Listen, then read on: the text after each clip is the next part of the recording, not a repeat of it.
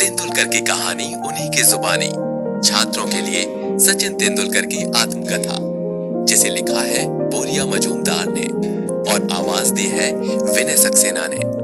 सुने जो मन चाहे।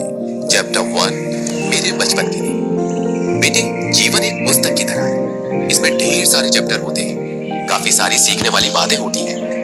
ये विविधताओं से भरे अनुभवों से तैयार होता है और एक पेंडुलम की तरह काम करता है, जिसमें सफलता और विफलता, खुशी और गम दो असली किनारे होते हैं। सफलता और विफलता से मिली सीख भी जीवन में बराबर का महत्व रखती है। जीवन के बड़े हिस्से में विफलता और दुख ज्यादा अच्छी तरह सिखाने वाले गुरुओं के समान होते हैं और सफलता और खुशी की अपेक्षा ज्यादा सिखाते हैं। तुम एक क्रिकेटर और एक खिलाड़ी हो।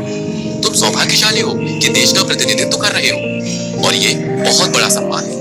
लेकिन कभी मत भूलना कि ये भी जीवन का एक अध्याय ही है। अमूमन मान लेते हैं कि कोई भी इंसान 70 से 80 साल तक की अवस्था तक जीवित रहता है। तुम कितने साल तक खेलते रह पाओगे?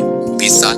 अगर बहुत अच्छे साबित हुए तो 25 साल तक खेल पाओगे। इसके बावजूद तुमको अपने जीवन का ज्यादा बड़ा हिस्सा तुम्हें अपने इस पेशेवर खेल वाले हिस्से से अलग बिताना है। इसका साफ मतलब ये है कि क्रिकेट से आगे काफी बड़ा जीवन तुम्हारे सामने मौजूद है। मैं तुमसे कहना चाहता हूँ बेटे कि एक संतुलित प्रकृति बरकरार रखते हुए एक सौम्य जीवन बिताना, सफलता को अपने सिर पर न चढ़ने देना जो तुम्हें बेअदब बना सकती है।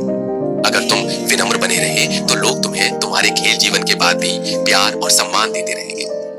एक अभिभावक होने के नाते मुझे कभी भी लोगों से यह सुनना हमेशा खुशी देता रहेगा कि सचिन एक अच्छा इंसान है, बजाय कि सचिन एक महान क्रिकेटर है। मेरे पिता के इन शब्दों को, जिसे मैं बड़ा होने के दौरान अक्सर सुनता था, मैं ही मेरे जीवन की फिलॉसफी समाहित है।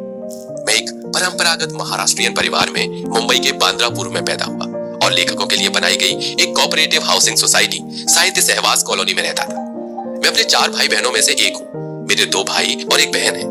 नितिन, अजीत और सविता मुझसे बड़े हैं और मैं अपने परिवार में न केवल सबसे छोटा हूँ बल्कि सबसे ज्यादा बुरे बर्ताव वाला भी हूँ। मेरे पिता रमेश तेंदुलकर जाने माने मराठी कवि, आलोचक और प्रोफेसर थे, जबकि मेरी माँ रजनी एक इंश्योरेंस कंपनी में काम करती थी।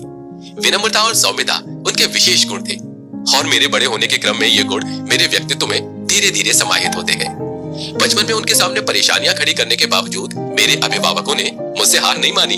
यहाँ तक कि मैं कभी कभी हैरान रह जाता हूँ ये सोचकर कि कैसे उन्होंने मेरे जैसे शैतान बच्चे के साथ सामंजस्य बिठाया होगा। हालांकि कभी कभी ये सब उनकी सीमा से पार जाने लगता रहा होगा, लेकिन मेरे पिता हमेशा धैर्यवान बने रहे और खासकर तब जब उनको मेरी शैतानियों से जूझना पड़ता रहा होगा। और मुझे नहीं याद है कि मैंने कभी उनकी फटकार सुनी या उनके गुस्से से तमतमाया चेहरा कभी देखा। इस वजह से जैसे जैसे मैं बड़ा होता गया, पिता के प्रति मेरा सम्मान लगातार बढ़ता गया।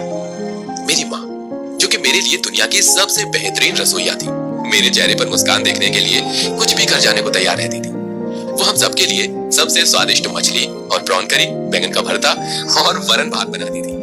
और अपनी भूख और खाने के प्रति प्रेम के लिए मैं उनका हमेशा एहसानमंद हूँ। मुझे सुलाने के लिए वो खूबसूरत गाने सुनाती थी। दिन खत्म होने के बाद सोते समय उनकी मीठी आवाज में गाने सुनने से मेरे अंदर संगीत के प्रति प्रेम विकसित हुआ, जो आज तक उसी तरह मेरे साथ जुड़ा हुआ है।